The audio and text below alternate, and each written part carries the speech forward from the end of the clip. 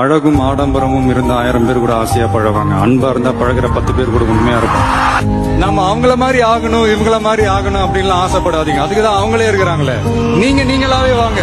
யாரோட அடையாளத்தையும் நீங்க எடுத்துக்காதீங்க. உங்களோட அடையாளத்தை இந்த உலகத்துக்கு நீங்க பதிவு பண்ணிட்டு போங்க. நம்மள வணங்குறவங்களும் இருப்பாங்க, நம்மள வரவேற்கிறவங்களும் இருப்பாங்க, நம்மளை எதிர்க்கிறவங்களும் இருப்பாங்க. நம்ம வேலை நம்ம கடமையை செம்மையா செஞ்சுட்டு அந்த நதி மாதிரியே போய்கிட்டே இருக்கணும்.